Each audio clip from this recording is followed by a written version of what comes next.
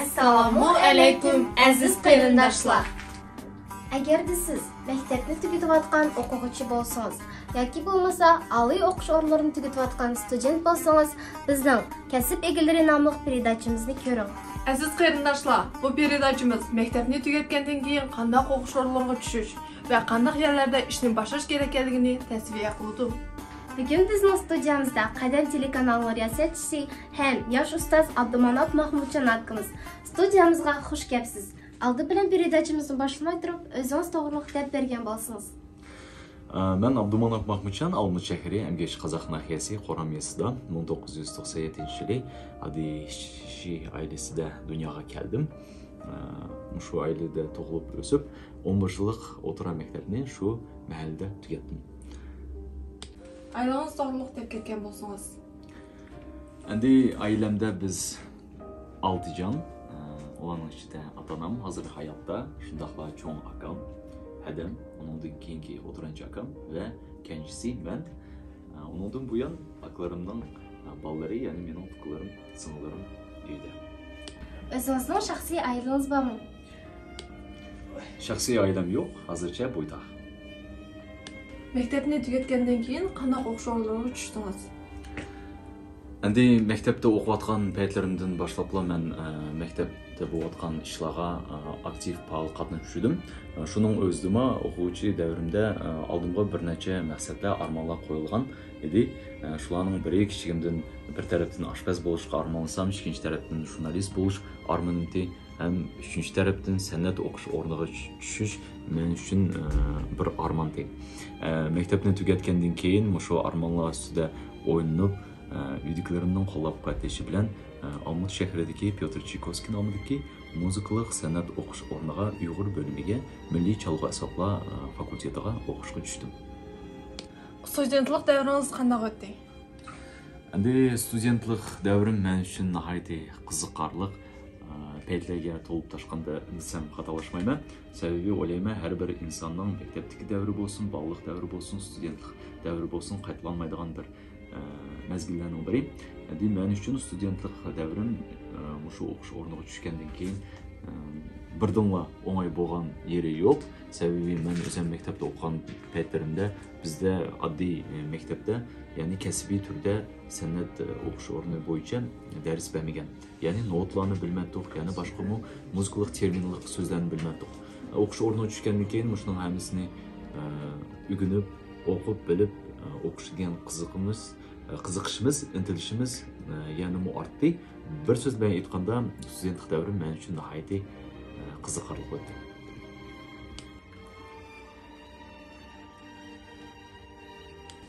Oliy o'qish o'rinlarini tugatgandan keyin qayerlarda ishladingiz va shundaqla yoshlarimizga ma'lum bo'lib ishlashni qayerdan boshlaganini durust deb tasavvur qilasiz? Endi oliy o'qishni tugatmasdan burun ishga o'rnashish, ya'ni o'zimni ta'minlash men uchun erkenroq boshlandi. Bayağı aytib o'tdim-ku, bala chog'imda jurnalistika degan qiziqishim nihoyatda yuqori bo'ldi deb.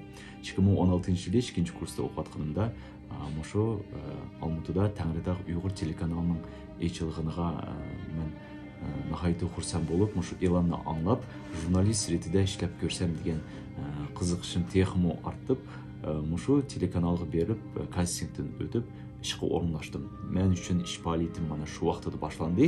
Endi o'qish o'rnini tugatgandan keyin o'zimning kasbim bo'yicha ishlash, shu 2018-yili oliy o'qishni tugatgandan keyin Almaotadagi Turkiston nahiyasidagi 76-umumiy bilim berish maktabida bolalarga dars berish orqali mana shu yildan boshlandi. Endi yosh ustozlarga muallim bo'lib xizmat qilish qanday o'zingizning fikringizni bersiz degan savol qo'ydingiz-ku.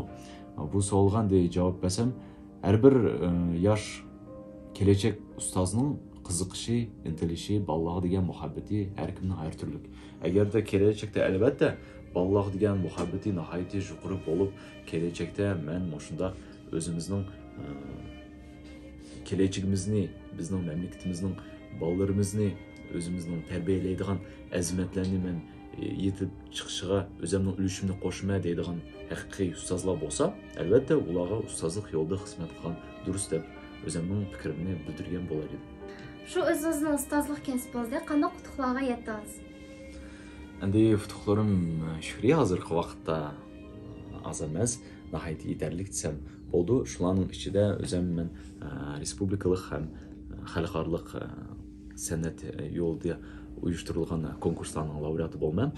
Eng cho'ng qutug'im shu o'zimning ustozlik yo'lida 2020-yili elimiz bo'yicha, mamlakatimiz bo'yicha yosh ustoz 2020 nomli unvonini oldim. Hazırkı vaqtda ko'pligan yoshlarimiz turmush orqali kirmiz deb o'ylaydi. Siz turmush orqali kirdingizmi yoki o'z kuchingiz bilanmi? Endi birinchidan undaq o'ylaydigan yoshlarga aytarim, hozirgi vaqtda men o'ylaymanki, hamma narsa o'zimizga bog'liqlik. Tonushi orqali kirdiganlar balkim bordi, bilmaymiz, biroq o'z bishim men mush aytayotman-ku, o'qish o'rnini tugatgandan keyin meni shu bilim dergohidagi direktorimiz, ish kollektivi o'zlari o'qish o'rnini chaqadi. Borgandan keyin men suhbatlashgan vaqtimda men uchun bir qiyinchilik bo'lgan yo'q. Bir tiyin to'g'riliq rostligini aytsam, ochiqlik davray. Siz so'rgandan keyin bir tiyin to'g'riliq pul haqida hech qanday bir so'zlarni ko'tarilgan yeri yo'q. Men o'zimning qanday o'qishda o'rnini tugatganimni aytib keldim. Shu studentlik vaqtimda qanday futuqlarga yetganim, ham oldimga qanday maqsadlarim bor. Kelajakda qanday yo'lda xizmat qilishim kerak, bolalarni qanday tarbiyalashim kerak. Mana shunga o'xshash o'zimning rejalarim bilan, fikrlarim bilan o'tirib qo'ygandan keyin maktab direktori o'ylanib, meni darhol shu yili o'qishga, ya'ni shu maktabga ishga qabul qildi. Endi bayaq tonish orqali degan savolingizga to'liq javob bergan bo'lsam, boshqalarga o'y fikr beritida har bir odamning sana sezimi her türlü. Hazırkı vaqtda bizning sana sezimimizga shu tonish orqali kirsam, birsini topsam, mudaq pul bersam, aqcha bersam deganga o'ylar qilib ketgan. Adam bolsa uningdan boshqa hech nima o'ylag'sim kelmaydi. Agarda sening kelajakka degan maqsading endiq bo'lsa, qanday ishni menishing kerak, qanday yo'lda o'zingni ko'ryapsan, shu o'zingni maqsadingga degan qiziqishing, intilishing yuqori bo'lsa, hech qanday tonishsizmi ishga o'rnashga bo'ldi. Umuman yoshlarımızga nima tavsiya qilasiz? Yoshlarımızga tavsiya qiladigan narsa birinchidan hamma narsa maktabdan, oiladan boshlanadi. Hozir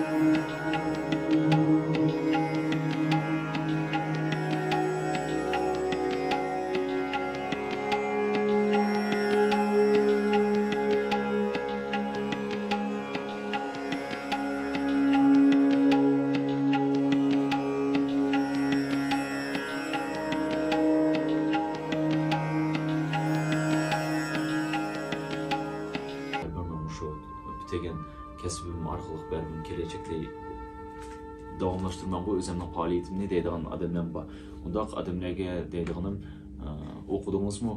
Hozirgi vaqtni tatib hamma narsa undaq aytganda issiq vaqtida aytadiku, issiq tonuga nomli vaqtida yiqish kerak deb. Mana shu vaqtdan beri o'qishni tugatdingizmi?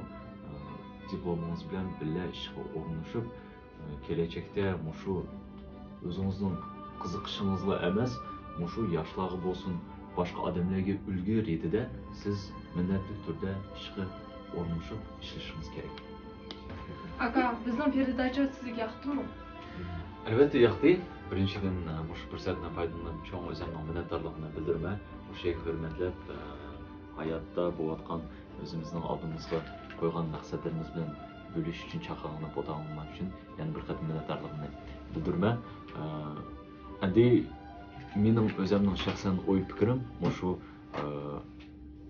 programmaning arkasida ko'plagan odamlarning o'yiga bir turtki bo'ldigandek masalalarni ko'tardik deb umid qilaman. Asosan mushu ekran oldida o'tirgan, balkim mushu programmani ko'rib o'tirgan har turli kasb egalari bor. Milliy ma'rifimiz bo'lsin, bilim, meditsina bo'lsin, sport bo'lsin, har turli sohalarda xizmat qilib kelayotgan kasb egalarini men mushu programmaga taklif qilgan bo'lar edim. Nimishga? Sababi bizga o'xshash har qanday kasb egalari mushu kasbni egilash vaqtida mushu yo'l ustida qanday qiyinchiliklardan o'tdik, oldimiz qanday maqsadlarni qo'ydik, kelajakda qanday ishlash kerak, qanday odamlar bilan aralashish kerak. Mushuning har turli kasbning yo'llari bilan har qaysimiz bo'lishsak, men o'ylayman, bizning o'zimizning qora ko'z Uyg'ur yoshlariga cho'ng bir yordam bo'lar edi. Shuning uchun marhamat, kelinglar, hurmatli kasbdoshlar, mayli siz ustoz bo'lmang, meditsina sohasi bo'lmang, kelib o'zingiz bilan o'y fikringiz bilan bo'lishsangiz, bizning yoshlarimizga nihoyatda bir o'zining ahamiyatini tekkizgan bir cho'ng ish qilgan bo'lar edik. Hurmatli vaqtingizni bo'lib, bizning studiyamizga kelib suhbat berganingizga ko'p rahmat. Rahmat, nihoyatda qiziqarli suhbat yurgizganingiz uchun o'zimning minnatdorligimni yana bir qatim bildiraman. Mush fursatni foydalanib, yoshlar ovozida o'zimizning yoshlarimiz uchun xizmat qilayotgan qora ko'z singlarimizga, fiklarimizga cho'ng ijodiy futuhlar tilayman. Bizning Instagram, YouTube kanaliga tirkilishni, Like, kommentariy yozishni, do'stlaringizga aytishni unutmanglar.